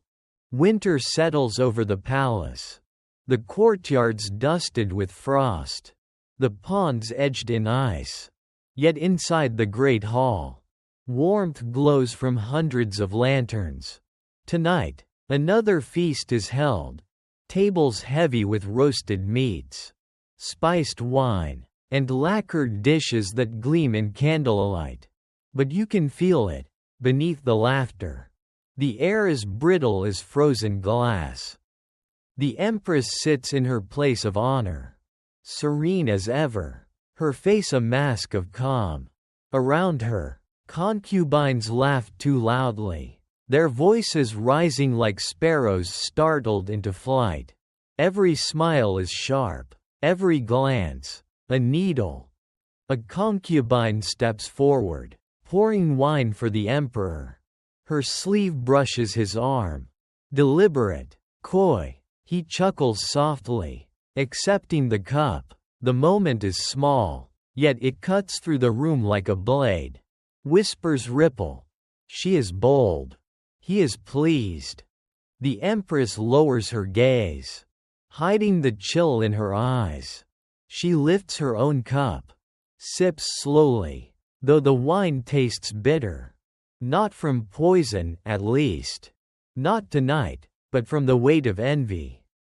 The musicians play, zithers and drums weaving together. But the sound feels hollow. Dancers whirl, their silk skirts flashing, but their movements seem rehearsed to the point of exhaustion. You notice how little true joy breathes in the room. The grandeur feels like armor, covering emptiness beneath. Historians often describe such feasts as glittering spectacles, proof of imperial power. Yet between the lines of their records, you sense the truth. Many were arenas, battles of silence and glance, places where favor was gained or lost over a sip of wine. Some argue these gatherings strengthened the emperor's control. Others say they drained the court, leaving only exhaustion and suspicion. As the feast drags on, the laughter grows forced, brittle as ice cracking. The empress sits still, her silence louder than their noise. She knows too well that joy here is an act, and warmth is a mask. When at last the emperor rises, dismissing the hall, relief washes through the room like a gust of cold wind. Concubines bow, their faces still smiling, though their eyes betray fatigue. The empress lingers a moment, her hand resting lightly on her jade cup. Later, in her chamber, she whispers into the silence. Banquets glow, yet hearts remain cold. And you, walking beside her in the hush, understand the bitter irony. In this palace, even joy is rehearsed, and feasts freeze the soul. The palace hums with footsteps this morning, but not from concubines. You follow the empress to the Hall of Healing once again, where the emperor summons his physicians. Shelves groan with jars of herbs, dried roots, powders in porcelain bowls. Attendants hurry with trays of hot water and pestles grinding steadily. The air is sharp with the smell of ginseng and bitter roots. The emperor sits pale, coughing lightly, though his expression remains composed. Concubines gather nearby, their faces arranged in masks of concern. Some dab their eyes with silk handkerchiefs. Others lean forward eagerly, whispering about remedies. Yet you see the truth. This is not worry, it is opportunity. One steps forward, offering a scroll of prescriptions written in her elegant hand. She bows low, declaring it an old family recipe. Another presents a vial of crushed pearls dissolved in wine, claiming it restores strength. The emperor chuckles faintly, indulging them, but you notice the empress watching carefully. She says nothing. She knows that in this chamber, too much care looks like ambition, and too little looks like indifference. Silence is her shield. A physician kneels, presenting a small wooden box. Inside lies aconite root, dark and twisted. His explanation is careful. It can heal in the right measure, or harm in the wrong. The emperor waves it away, uninterested, but the concubines glance at one another. Eyes sharp. They all know the double edge of medicine. Historians record countless suspicions around imperial health. Some argue concubines genuinely sought to heal. Others insist remedies were laced with subtle poisons. Was every illness real? Or were they the shadows of rivalry? Fear shaping every cough into a plot? The records never agree. But as you breathe the bitter air of this chamber, you understand how truth and paranoia blur. The emperor tires quickly, dismissing the gathering. Concubines bow out, their smiles brittle, their jars and scrolls tucked away. The empress lingers a moment, her gaze resting on the shelves of remedies. She whispers softly, "Medicine is meant for healing, yet here it only deepens the sickness." That night, she sits alone, A cup of herbal tea before her. She does not drink it. The steam curls upward, vanishing into the shadows, leaving her untouched. And you, watching her in the stillness, realize once more, in this palace, even the cure carries the taste of poison. The palace courtyard glimmers with early frost. The stones pale under a weak sun. Today, the emperor calls for a hunt, not beyond the palace walls, but within the enclosed hunting park, where deer and pheasants roam under careful watch. What should be a simple diversion becomes, as always, another stage. You walk beside the empress as attendants prepare bows of carved wood, quivers heavy with feathered arrows. Concubines gather, each dressed not in gowns of silk but in lighter robes fit for the outdoors, their jewels replaced with practical hairpins. Still, their rivalry shines brighter than any ornament. The emperor laughs, drawing his bow with ease, loosing an arrow that strikes a distant target. The concubines clap politely, their smiles rehearsed. Then one steps forward, bold, requesting to try. Her arrow flies true, grazing a deer's flank. Gasps ripple through the crowd, half admiration, half jealousy. She bows, cheeks flushed, her triumph unmistakable. The empress declines to shoot. She folds her hands calmly, saying, "A phoenix does not need to chase prey." The emperor chuckles, but you notice how the other women exchange glances. Was her refusal dignity or cowardice? In this palace, restraint and weakness look dangerously alike. As the hunt continues, whispers swirl like autumn leaves. She shot truer than any man. The empress did nothing. The emperor smiled at her. Each phrase grows sharper as it passes, like arrows striking fresh targets.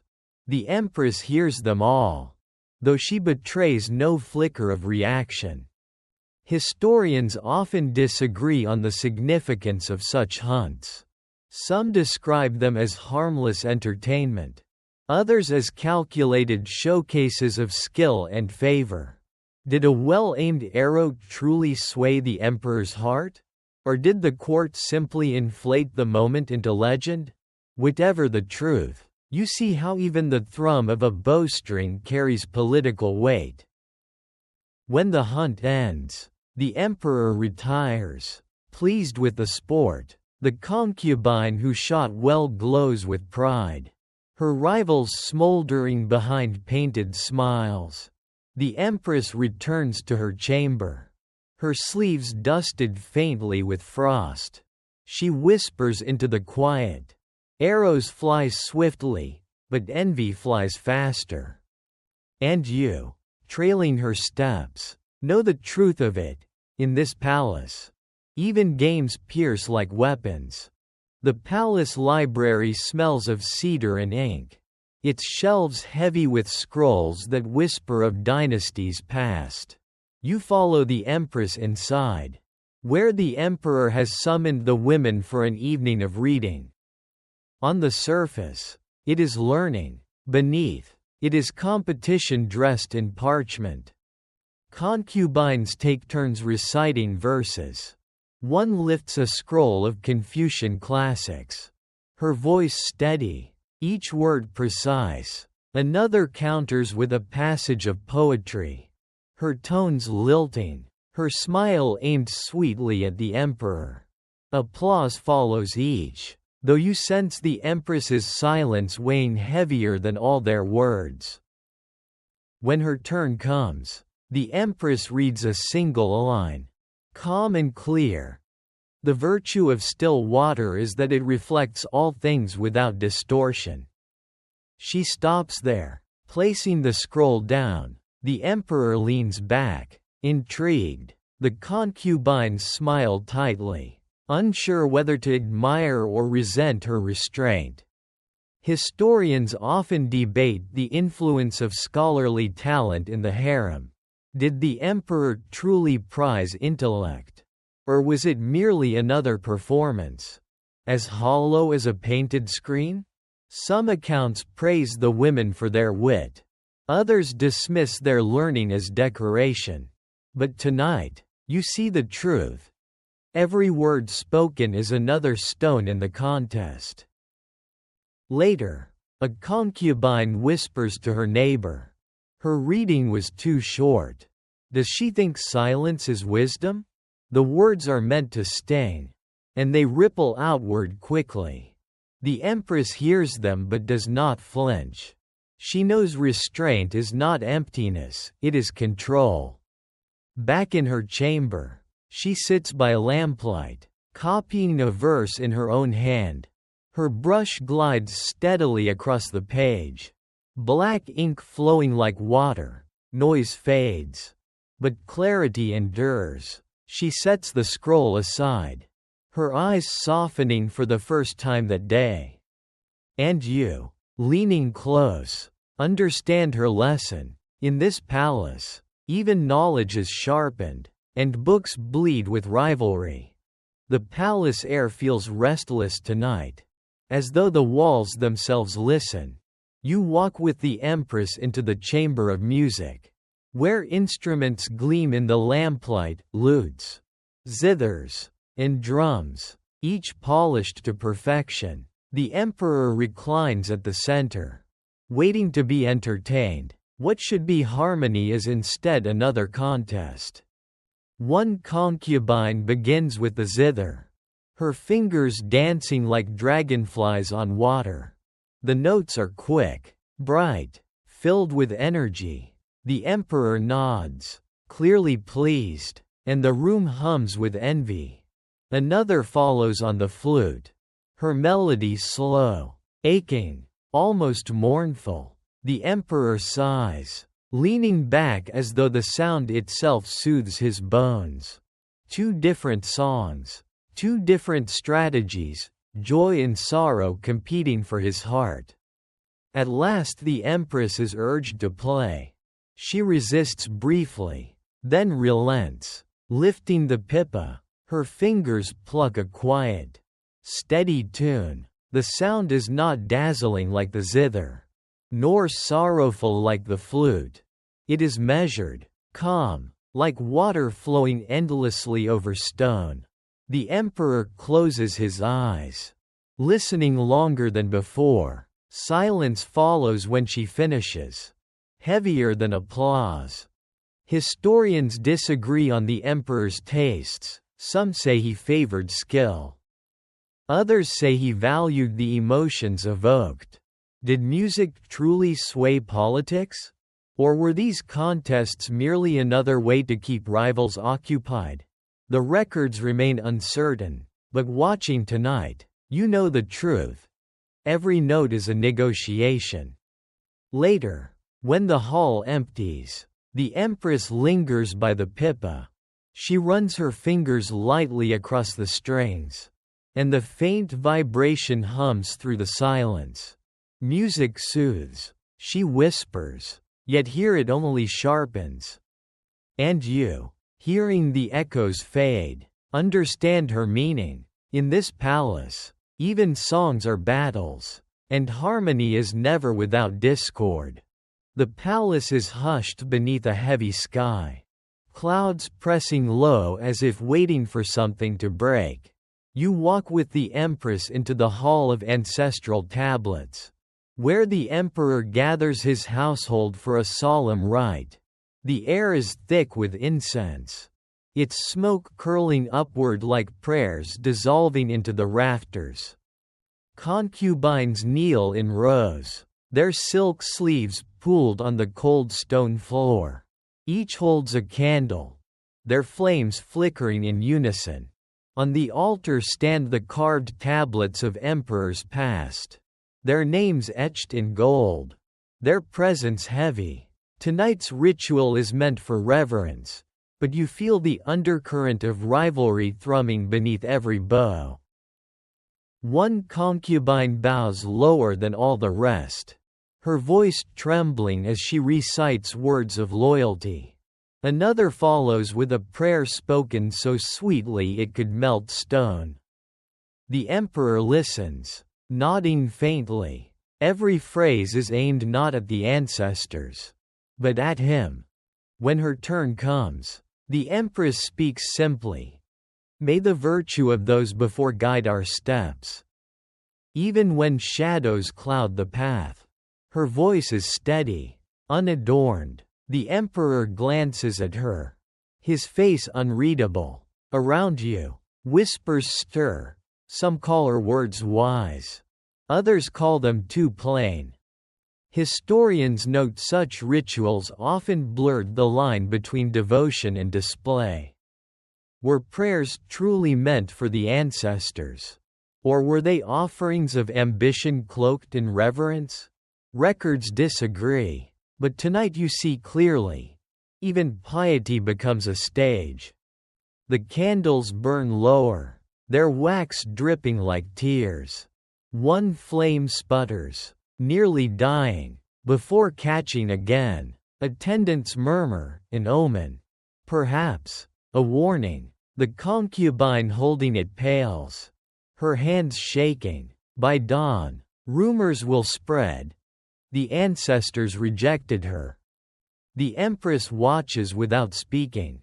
Later, in her chamber, she whispers, "Even the dead are drawn into our games." Her voice is soft, but her eyes shine with sorrow. And you, breathing the fading incense, know the truth.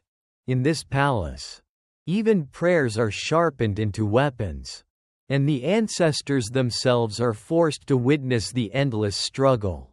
The palace is quiet, almost too quiet. You walk with the empress through corridors dim with fading lanterns. The air cool and still. The schemes, the whispers, the rivalries, they do not vanish. But tonight they soften, blurring at the edges like ink washed by rain. For once, the palace feels less like a battlefield and more like a dream that refuses to end. The empress returns to her chamber. Her attendants move gently, speaking in hushed voices, as though afraid to disturb the fragile calm. She sits before her table, a single candle burning low, its flame trembling with every sigh of the night air. Before her lies the embroidered phoenix she began long ago, the stitches delicate but unfinished. She touches the silk with weary fingers, her hand pausing where the thread runs out. You realize how tired she is, tired of suspicion, tired of proving, tired of surviving, yet her face remains composed, her eyes steady, as if dignity alone could shield her from the weight pressing down. She breathes slowly, each breath longer, softer, fading into the hush around her. Historians will debate her forever. Was she clever or cautious? Cruel or kind? Victorious or defeated? The records contradict themselves, tangled in rumor and bias. But here, in this quiet chamber, you see the truth none of them could capture. She was simply a woman, trapped in a world where affection and ambition blurred until they were indistinguishable. A woman who endured. The candle gutters lower. The phoenix on the silk seems to flicker, as though about to rise but not yet ready to fly. The empress leans back, her eyelids heavy, her voice drifts like a sigh. Battles end, but shadows always remain. The words dissolve into silence. And now, my voice softens too, gentler, slower. The palace fades around you, the whispers dim, the footsteps vanish, the schemes unravel. All that remains is the steady rhythm of your breath, like waves against a shore. The details blur, colors fade, until even the sharpest rivalries dissolve into nothing. Let yourself drift with her. Into the stillness. Into the quiet. Into rest. End of script. Sweet dreams.